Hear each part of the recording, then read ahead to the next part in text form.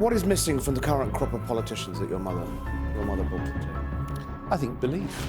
It doesn't seem to be working as it should be.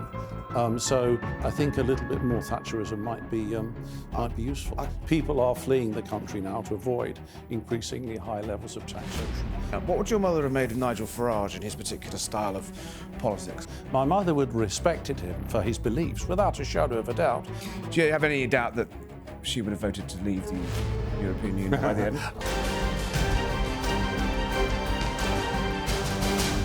Welcome to Harry Cole Saves the West, the show where American grit meets British backbone. And nobody embodied that British backbone quite like Margaret Thatcher.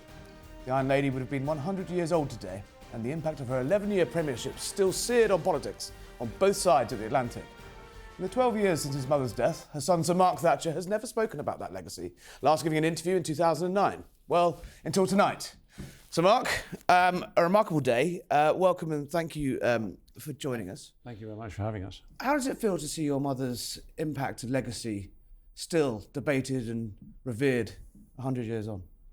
Well, I mean, I think actually she'd be very impressed, but very impressed and happy by it. I think particularly so that most of her policies are still being actively discussed and applied in today's political environment.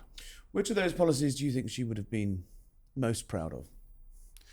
Well, I think how long have you got? Yeah, we've got plenty of time. I think two things particularly. I mean, obviously, the whole range of her fundamental truths, the right of a man to work as he wishes, to the right to own their own property, to have the state as a servant, not a master. These are all core aspects of her policies, and the fact that the basic fundamental core of institutional life today is the family, not the state. These were all things that she believed in, and she believed in small government, not large government. And all the things these things allowed her, or allowed the nation and all the people in it, to thrive to the best of their ability, and that was incredibly important. The other thing, I mean, from her achievement aspects, the thing I derive perhaps most pride from is the fact that she allowed, or she created policies in which 1 million council houses were sold to their occupants. And so there are 1 million more homeowners today as a direct result of her policies than there would have been otherwise. And I think that's particularly one of the largest parts of her legacy, and I know that she would derive great pleasure from that. It's clear she transformed Britain. She's got plenty of critics that say she divided it as well. How do you reconcile those two legacies? Obviously, she was an incredibly popular Prime Minister on one hand, but inspired an incredibly unpopular reaction on the other hand. But I think you see, to a large extent, I mean, I think it's like, for instance, the referendum on Brexit. I mean, the nation was divided about the referendum on Brexit. I'm not saying that Prime Minister Cameron was wrong to have a referendum at all. But nevertheless, even after the referendum, which was a specific answer, if you will, the nation still remained divided by it equally. Yeah. So I think that that's just the state of the political system as it is. And do you think that her legacy will always be in this country one of division, or one of? How do you see it? Where do you see it? Well, I mean, I think my mother was known for her policies, particularly in respect of the critical importance of private enterprise, rather than. I mean, governments do not and cannot create wealth. Private enterprise creates wealth. Much as the government would like to think, any government would like to think it can create wealth. It can't.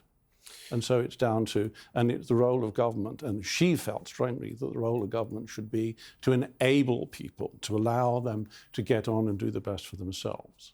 This is a transatlantic show. She has almost a greater reputation and more revered in America than she possibly is or deserves to be in this country. I know, obviously, she remains deeply popular within the Conservative Party, within the right, but it strikes me that her reputation in America is actually on those key core values, and as you say, about the family, about the free enterprise, about the centre of the family rather than the state.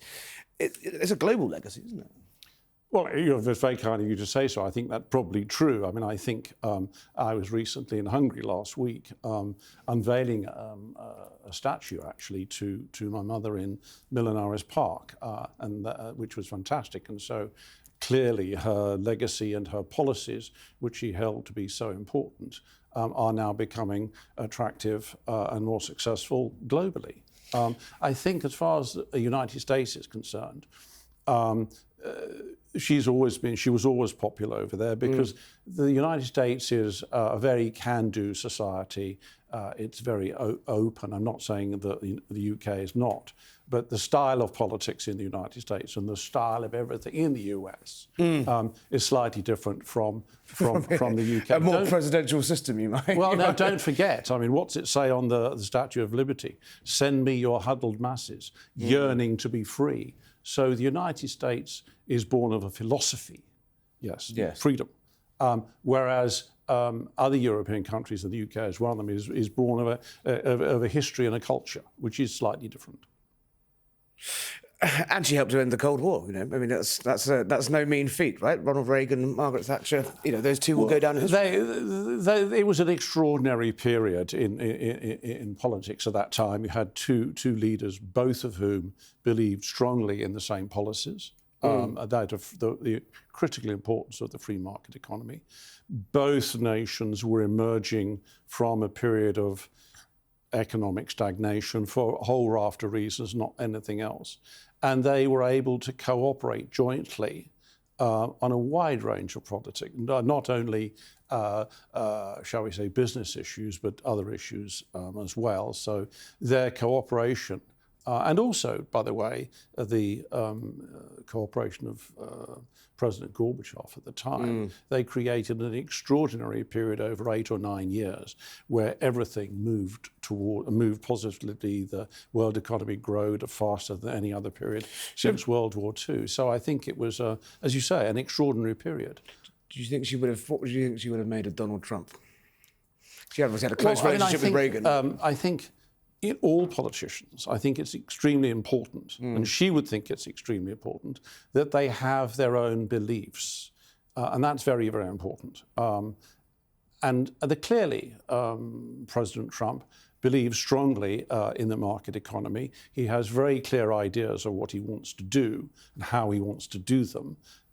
So in that regard, the fact he has got the common beliefs, and she would very much have subscribed to the bulk of them, I would think that she would be admiring his leadership. It's a bit of Maggie in MAGA then, is there?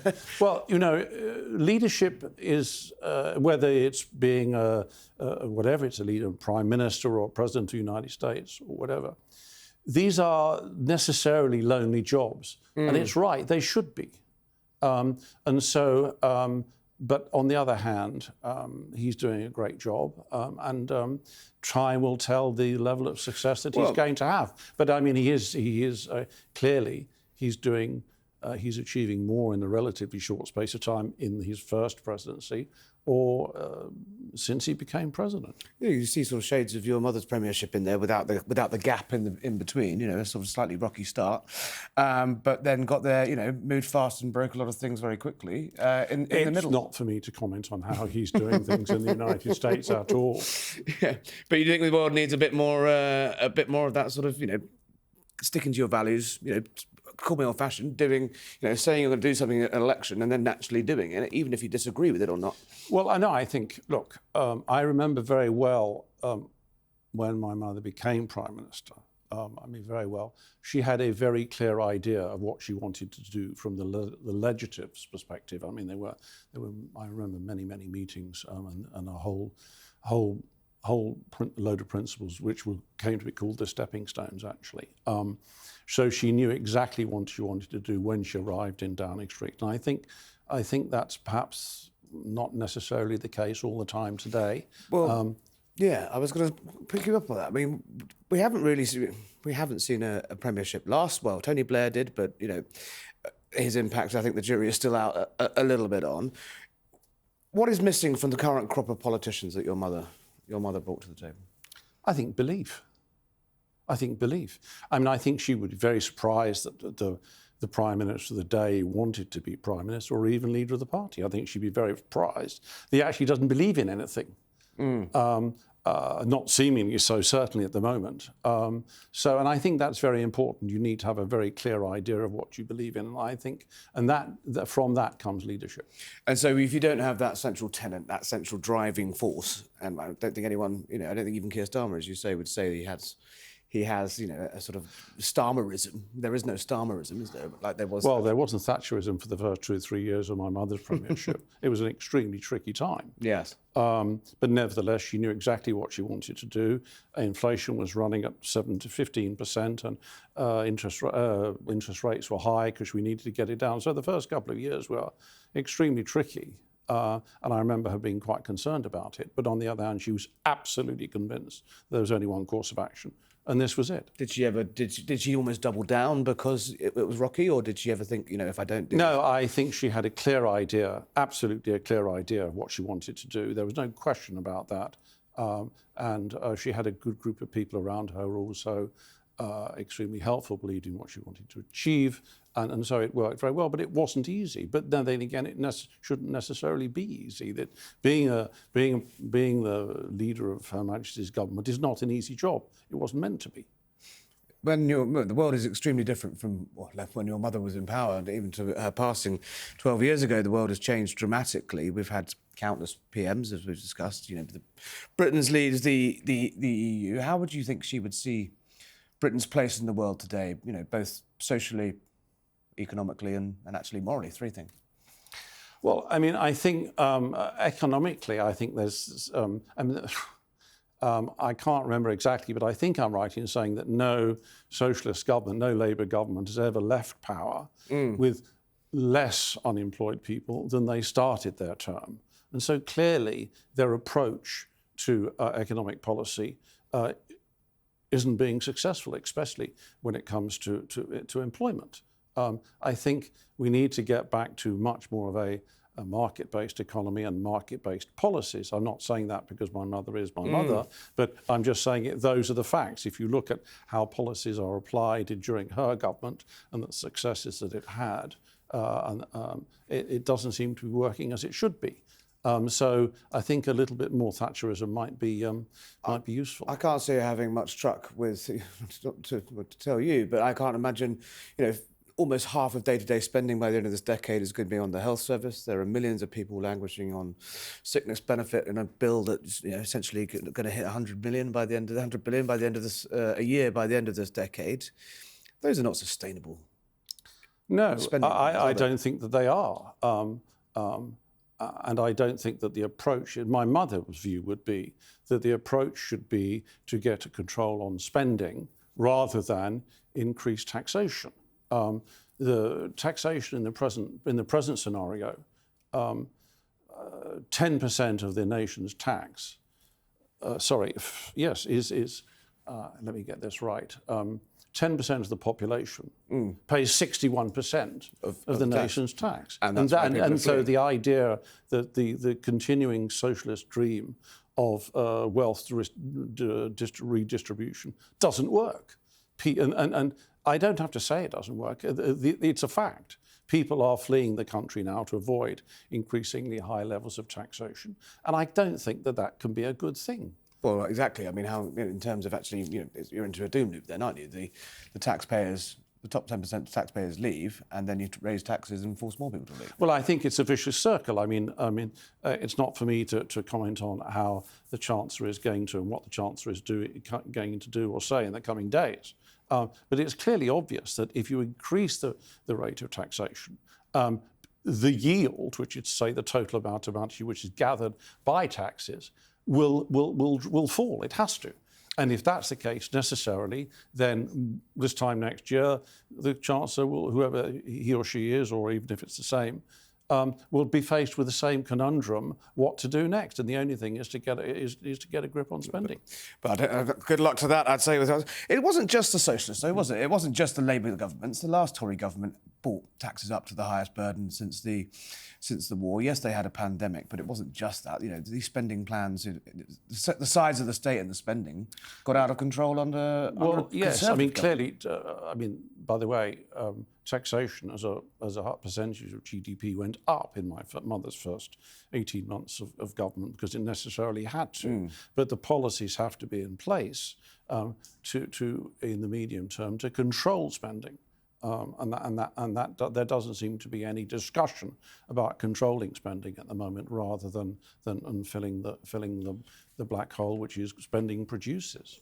What about the other issue of the time in terms of population size increasing, immigration? Again, I can't imagine a Thatcher premiership having a much truck with thousands of illegal immigrants crossing the channel in small boats every Yes, every I mean, it's a mystery to me why, and a mystery to many people, why these people should come all the way across Europe, safe countries in Europe, secure countries in Europe, trying to cross the channel to get to the United Kingdom when there are many other equally safe places for them to reside. And one is forced to the conclusion that they do that because once they arrive on the beaches here, they're going to be given a wide range of financial supports from the first day. And that has to stop.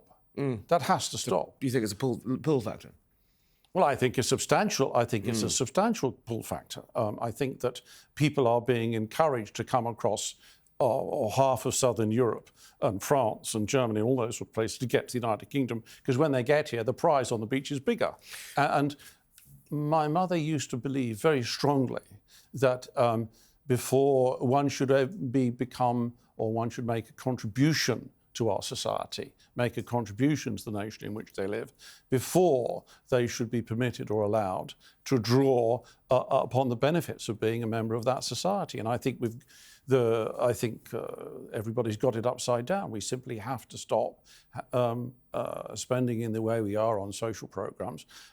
Otherwise, eventually they will stop. They will have to stop because the arithmetic will simply not allow it anymore. So it's better to do it at a time of your own choice than have it forced upon you. Otherwise, we'll be at the IMF. Yeah, you think that's a possibility of the coming years?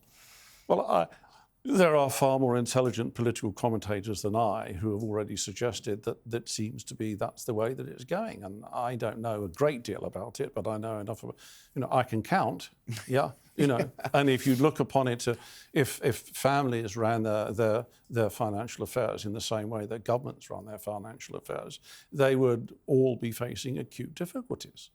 One of the things that binds the hands of multiple successive governments is the European Convention on Human Rights, in terms of being able to stop boats, as you say, stop people coming over the channel, and then deporting them if they do get here, and not least because of some of those benefits that they are afforded, and they can claim they face destitution under the ECHR. How do you suspect your mother, would have said enough of that? Thank you. We'll walk away. And it's an issue of our times that politicians seem to be... the whole issue of immigration, the whole issue of illegal immigration and refugees is not an easy one to manage. No. And my mother was never a great fan of large multinational organisations. That is not to say that the ECHR doesn't have a right and proper role to play. It does, but most importantly, any nation's ability to assist others is based upon their ability to afford it and to pay. And it's critical that those laws are applied. Otherwise, our ability to continue to do it would be curtailed. So it's not for me to comment on the ECHR, and I know that you would love me to do so. No, it's a problem. But these people are coming across 3 or 4 safe countries to get here, and the prize is when they arrive on the beaches, they're getting far too much financial assistance. Yeah, I'm based in DC, and when people learn about that, they are baffled. They are. Well, the thing about the ECHR in many ways is the same as socialism, isn't it? Socialism is a wonderful thing until other people's money runs out. Couldn't have put it better myself. Talking of large multinational organisations, obviously your mother had a sort of mixed relationship with Europe over the years. Started out as I remember the picture of her in the flag jumper, extolling the benefits of the EEC. Do you have any doubt that she would have voted to leave the European Union by the end? I'm asked that question greatly and a lot. My mother's relationship with Europe generally can be summarised very simply, in my estimation.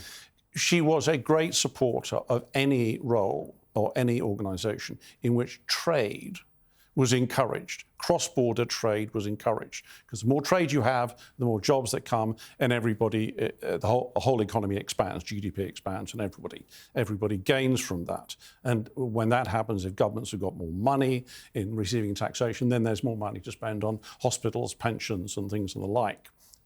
So whilst it was an economic community, she was wholly in support of it. She became less enthusiastic when it became a political union. Yes. Because there were two reasons for that. She didn't like large amorphous masses of government in the first place, and the other thing was that she was deeply conscious of the fact that our Parliament has an extraordinary history going back hundreds of years, and she firmly believed that our Parliament in Westminster should be the one that actually governs the nation and not Brussels. I mean, in 1990, when she left Downing Street, I think fully 35% of Parliament's business time was taken up by passing legislation required by the European Union. And that was just too much. And would my mother have voted to leave the EU? Yes.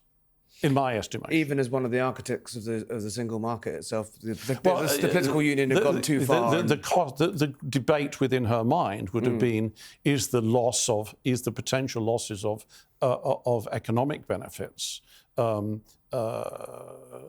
price that she would afford to pay in respect of recovering our sovereignty over Parliament and the management of our own affairs, political and financial affairs.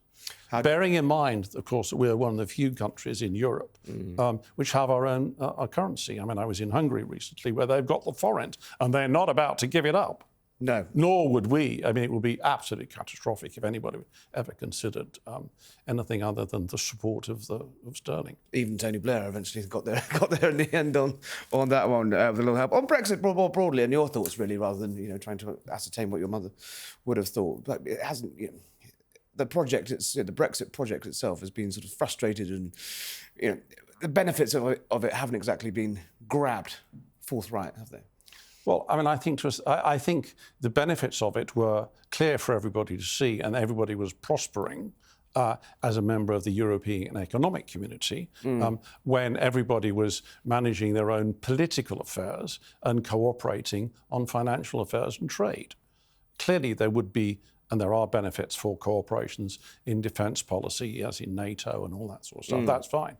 But I think moving towards political union and I always found it extraordinary that in a time when the Soviet Union was collapsing, because it was a large, multinational, amorphous mass of a wide range of nationalities being forced together into the Soviet Union, at the exact moment in time when the Soviet Union was collapsing, because the nationalities and the countries there wanted their own representation, Europe was trying to do exactly the opposite, which was agglomerate all of the European countries together into a single amorphous mass. So the Soviet Union was collapsing, and Europe is trying to do exactly the same thing that Russia that was happening. I always thought that was extraordinary. Did your mother? Was that a point your mother had made? I don't necessarily think so, but it just was I'm sorry, I probably haven't described it in the right I get way. exactly what you mean. But I mean, I think it was the Soviet Union was falling apart for exactly the same reasons that Europe was trying to make itself bigger. Not really learning the lessons of history. No. I mean, I think, and the basic fundamental issue about British institutions is the family, not the state.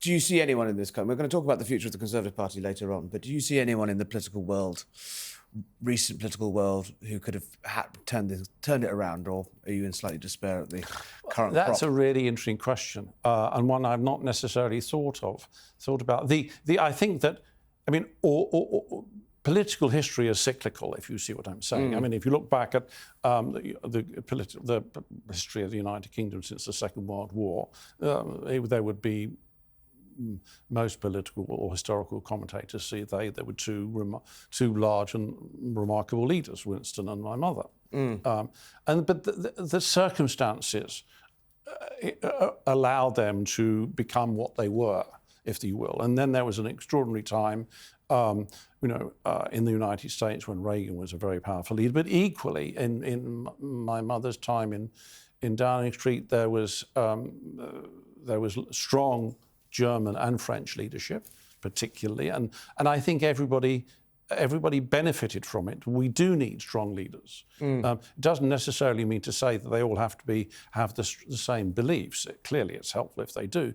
But we do need leadership in the West, and society needs leadership. And we're incredibly lucky to have a monarchy here because, and the royal family here do an amazing job, and they do lead, and they do it very, very successfully. But there's no government has become too kleptocratic and too wishy-washy, you might put it. That's circumstances. So Mark, then we will eventually, I'm sure we will discuss that in a moment. So Mark Thatcher, stay there. We're going to go to a short break. Coming up, the future of the Tory party and what it's like behind the scenes of that black door of number 10. Don't go anywhere.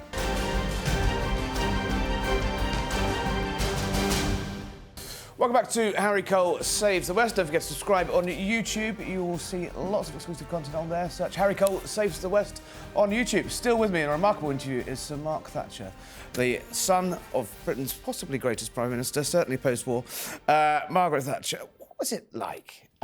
This reputation of this woman that the whole world knows as the Iron Lady. But for you as your mother, and in various interviews occasionally, you called her the boss. Oh. Is that about right? Well, yeah, I used to happily refer to her as the boss, because in many ways she was. When my mother became Prime Minister, I wasn't living in Downing Street, but I, for a wide range of reasons, was encouraged to go there. What was it like? It was. The point is that as Jules used to call it, living above the shop, you were never off the job, so to speak. The flat in Downing Street was on the top floor under the eaves. And even though she was up there and I was up there from time to time, or my father was, there would be a knock on the door and somebody would come in and say, "Oh, this is the hot box, Prime Minister, you need to look at it now," even if it was 10:30 at night.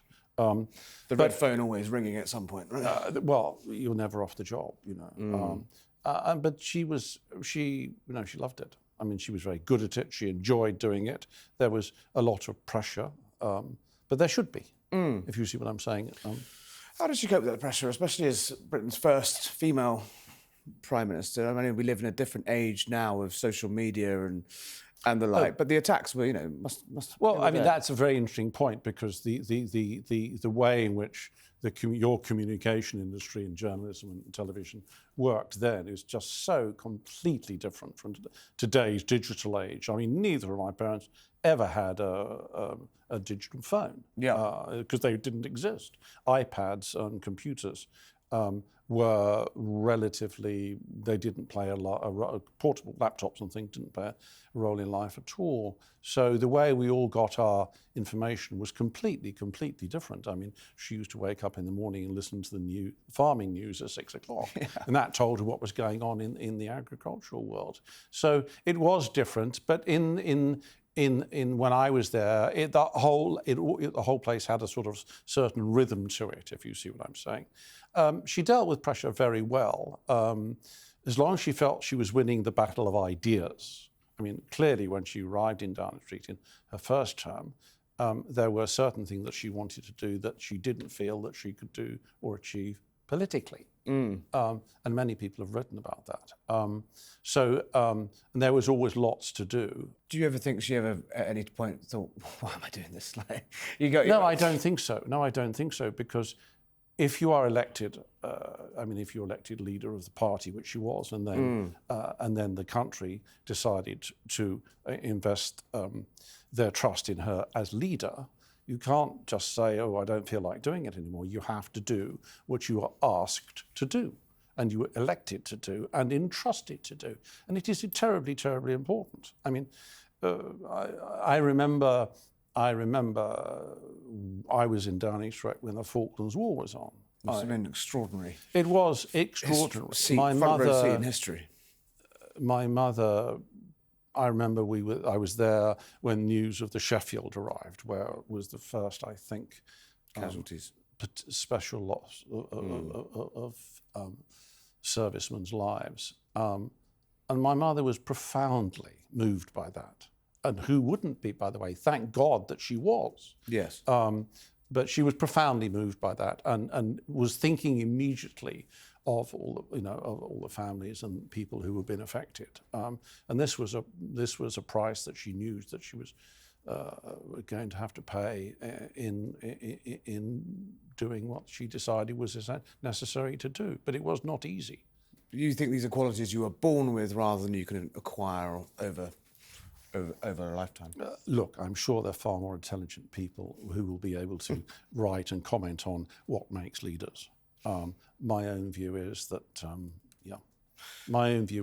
you have to have a certain personality. You have to have a certain self-confidence, not an overconfidence, a certain self-confidence, and the determination to pursue it. How did it feel for you and Carol, though? Talking of being born into it, you didn't choose this life. What was it like?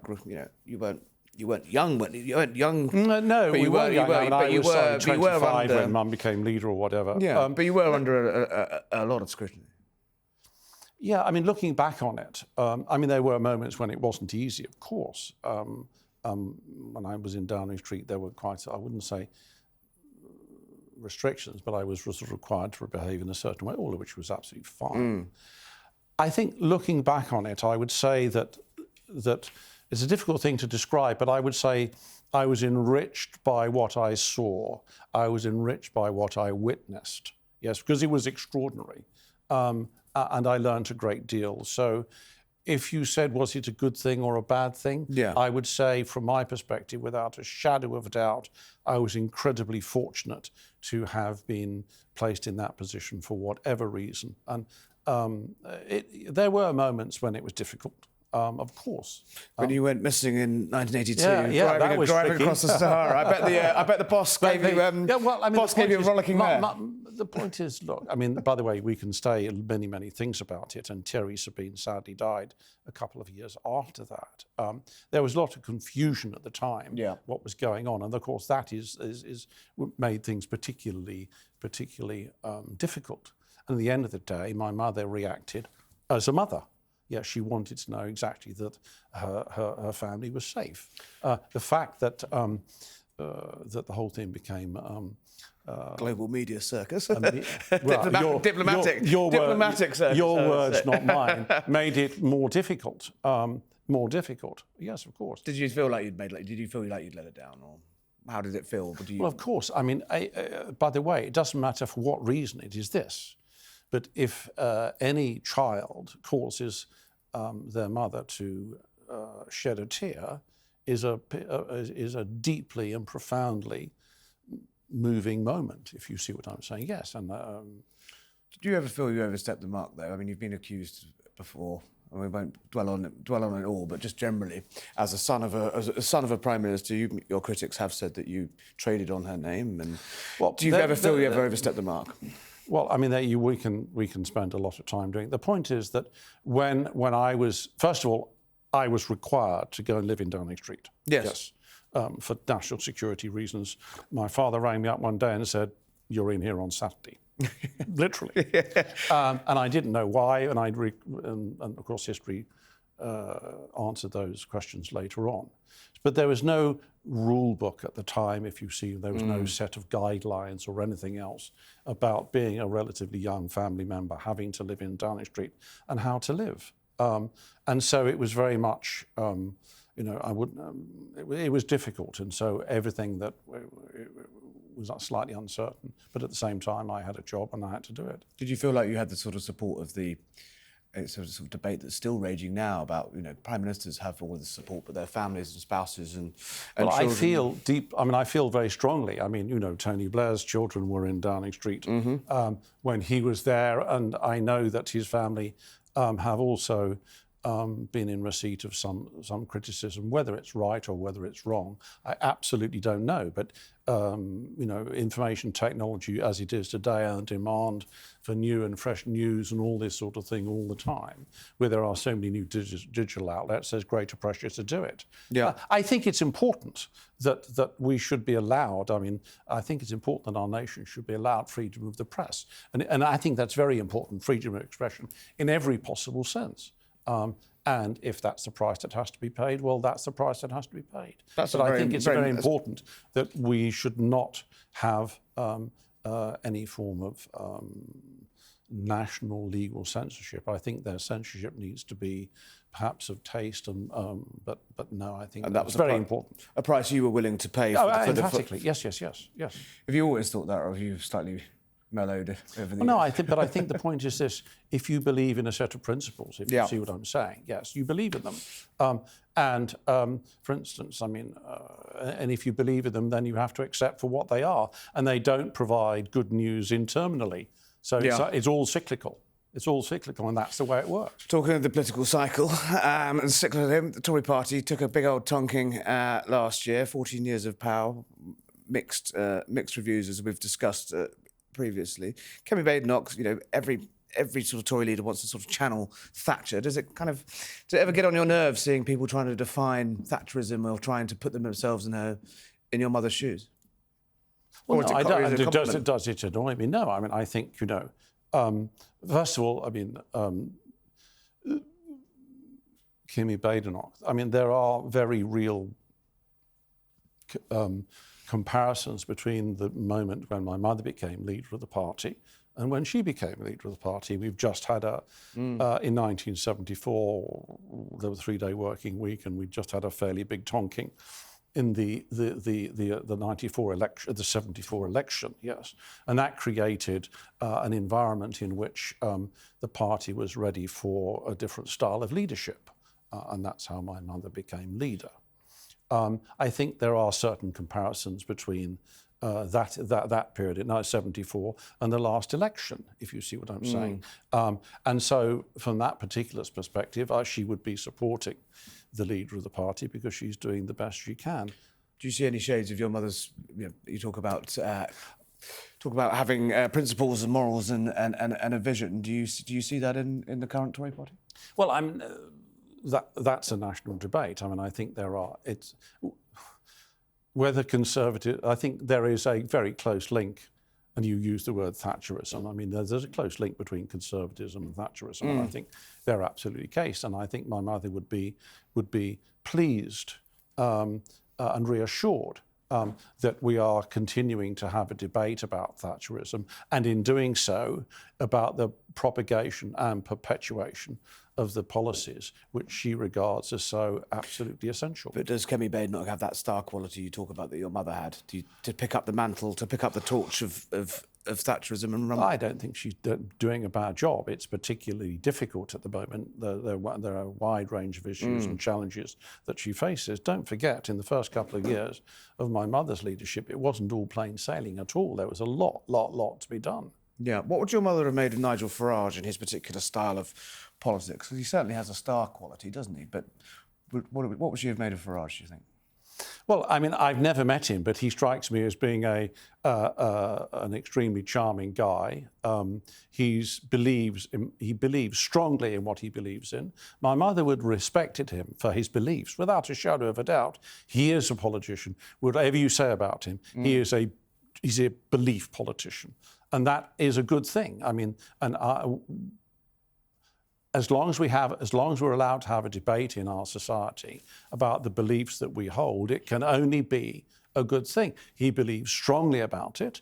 My mother would have agreed with his views about the size of illegal immigration today, and she would have wanted to tackle those issues as he does.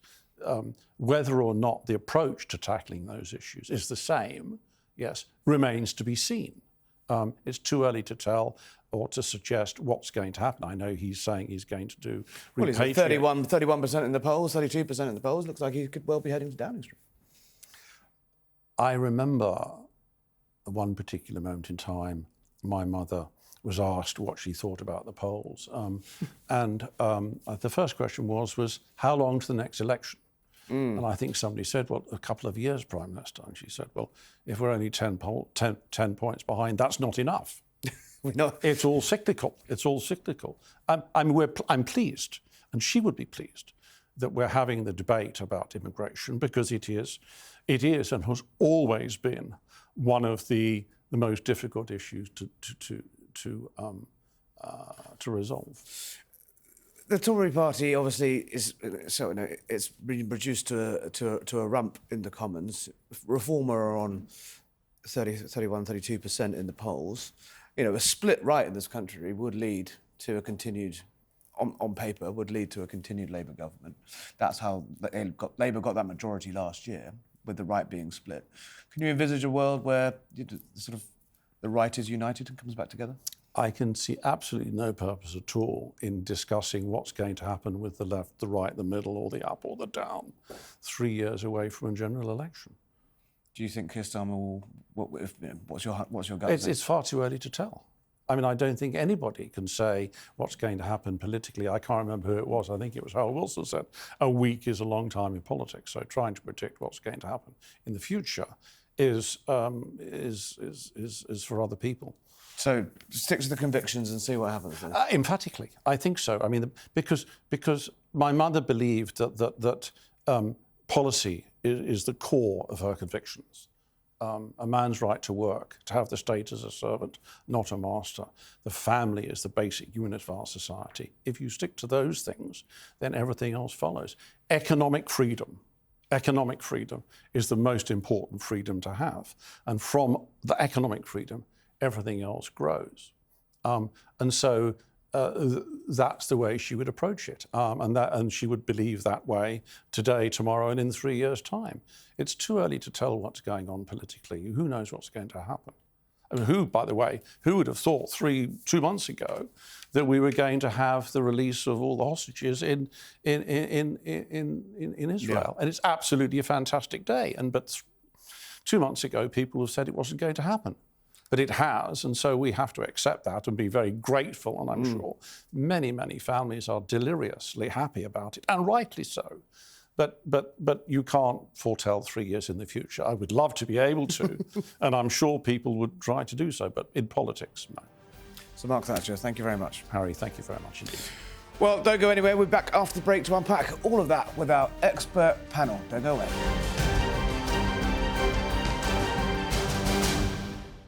Welcome back to Harry Cole Saves the West. Don't forget to subscribe on YouTube. You won't miss a thing. Now, to unpack that remarkable interview, the first interview in more than a decade and a half with Sir Mark Thatcher. I'm delighted to be joined by broadcaster and host of Drive on Talk, Jeremy Kyle, the historian Tessa Dunlop, and the former political editor of The Sun, one of the greatest jobs in history, Trevor Kavanagh.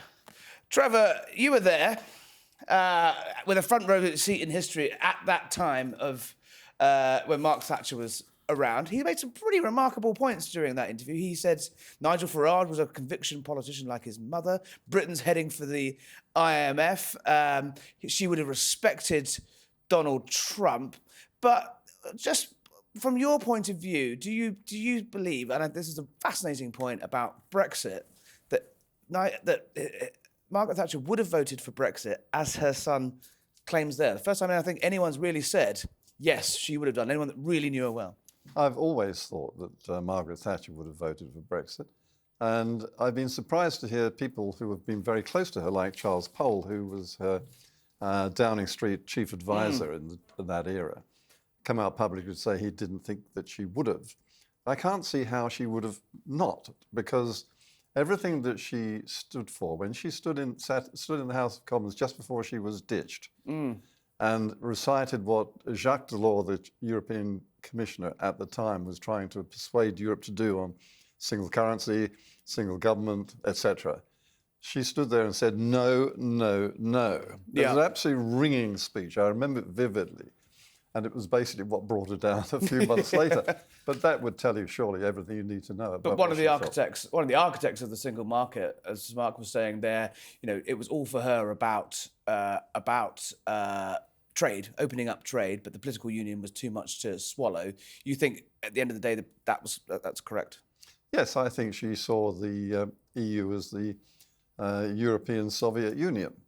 And that's how it developed over time. And his point that she was fighting against the expansion of Europe just as the USSR was disintegrating was a very cogent point. Yeah, Tessa, you're shaking it. You're shaking your head. Come on, give us the historian's perspective. No, all respect to Mark, but he is Thatcher's son, not Thatcher. So what we heard there was Mark approves of Farage, Mark approves of Trump, and Mark supports Brexit. And actually, it's very hard to second-guess what Thatcher would have done. You've got a pretty good insight to her thinking there, right? To an extent, but all of us... Oh, yes, she was. And quite famously, she didn't stake all her identity around being a mother. I thought, here we go. If we could just own that. Yeah, absolutely. I thought it was very interesting what you said about Brexit, right? We were talking about this, actually, before.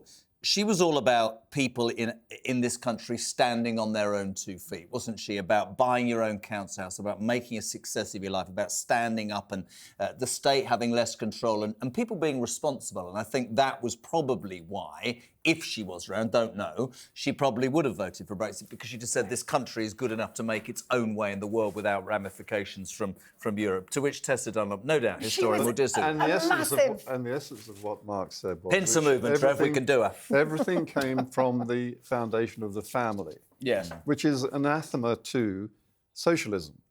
The family is a unit which they can't pierce. They don't like it. They are quite happy with broken families. They're quite happy with single mothers and so on, because that is the disintegration of their authority. And so I think that he was absolutely right. That's the fundamental basis of conservatism. Right, let's move it back, if we may, to Thatcherism. What she had that's similar to Farage is she was very good at identifying her agenda, communicating the agenda, and taking a large part of the population with her. Enough of the population, even if the other half of the population... Indeed, even if it's hugely divisive. Yes. But I would counter that her agenda is actually very different from Farage's. Even though she's a great nationalist, and as somebody who grew up north of the border, she was very much seen as an English British Prime Minister. But she was for rolling back the state, all about free trade. And what happens is, under her 11 years of power, you see this incremental growth in the political power of the EU. But she was also a pragmatist. So the idea that she would have taken our role in the EU and done that, and as a result, foregone our trade with our biggest trading bloc, I just don't see it. I think that she was polluted in the 1990s by the Dacre Press and the Charles Moores and people seeping the kind of poison about the EU and what it had become in her more bitter retirement. But actually, if she was still at the helm, she would have done what Cameron failed to do, and she'd have bought in those new accession states, and she'd have wrapped them around her apron strings, and she'd have dealt the blow to France and Germany. She would have tried, and she would have failed, and that would have coloured her view to Brexit. And I think that by the time it got to the point of Brexit, don't forget that's 16, 17 years after she left, Europe was a different beast to what it was when she was still Prime Minister. Do you not find yourself thinking that it would be really interesting if, we always call them conviction politicians, if you had a politician like that either leading the Conservative Party or in power right now? I know the similarities with Farage, you've made that point. I'm not talking about Nigel Farage. I'm just wondering whether somebody who... You look at America, and Trump, lays it on the table, love him or loathe him, and there's plenty that I don't like about him, but he actually does what he says to the American people he's going to do. Tariffs. But she'd have worked with him. And I said something to you off air, I'll say it on air. I think it's extraordinary in America that the two most successful presidents in the last 40, 50 years are a retired movie actor and a realtor, as Trevor was saying. I think she'd have got on with Donald Trump. I think she'd have done the business. You've taken my question right out of my mouth. That remarkable thing where Sir Mark says he would have respected Donald Trump. That's going to wind people up a little bit. Why? But why? Well, because again, he's a Marmite politician, but then so was she. But But what's wrong with being a Marmite politician? I'm not defending. I'm asking you guys. Is that a bad thing to? I think it's in Britain, people see Trump is sort of seen like a bit of a bogey. But I think there are plenty of people that Tessa might agree or disagree. I think there's many more people increasingly in the United Kingdom and across the world who look at Marmite politicians and go, at least they get something done. We're not stuck in this abyss of mediocrity and ideology. Actually, love him or loathe him, Trump has. So take the immigration problem on the southern border. Sorry, Trevor, say that again. She would admire that. Yeah. I think Jeremy's absolutely right. That it doesn't matter about personalities when it comes to global politics. it doesn't matter whether people are likeable or otherwise. And as Charles Moore said about Margaret Thatcher himself, she wasn't likeable. She was dislikable, but he loved her. And the fact is that in politics, what works is what counts. Tony Blair introduced that slogan, never lived up to it. But she did, and I think we're seeing that Trump is.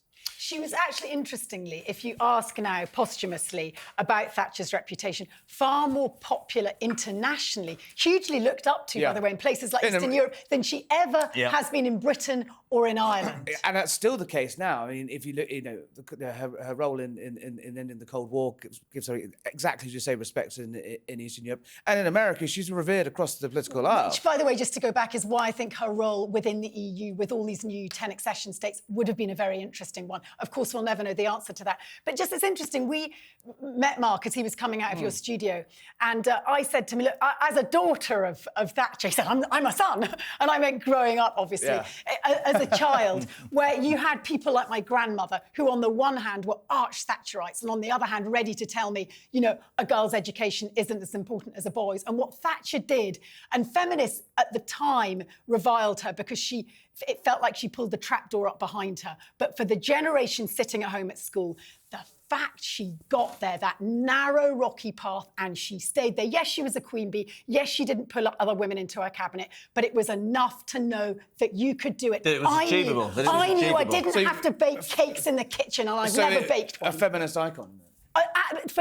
Yes. You've never baked a cake? No, I've never done those fairy cakes. I still don't at the school days. All right, enough about cake. Right, feminist icon. One more warning there from Sir Mark Thatcher in the interview. He thinks that we're running out of time, so I'll get a quick answer from each of you. Britain's heading to the IMF. There's going to be a correction in the markets. Debt is unsustainable. Trevor, do you think that's a fair warning? Well, there's a certain amount of truth in it, but I think there's going to be a queue for the IMF, led by France and with others trailing behind. There isn't enough money to go around from the IMF. I think they're going to say no. I think you're looking at whatever happens what usually happens when Labour is in power. You promise too much, you can't afford it. We can't afford the debt we got the interest on the debts we've got. I think the IMF might well, as Trevor says, say no to us. The difference is we have massive existential and costly global crises, the like of which Thatcher and Reagan couldn't imagine. They were coming to the end of the existential crisis of the Cold War, and we're in a very expensive period, and I don't think even Thatcher could have sorted it out. Well, this argument is going to carry on tomorrow, and luckily you're all going to be back tomorrow. Tessa, Trevor, Jeremy, don't go anywhere. We're going to carry on this discussion. I, however, am off because I'm going to a dinner to celebrate Margaret Thatcher's 100th birthday, or what would have been her 100th birthday. We'll be back tomorrow. Don't forget to subscribe.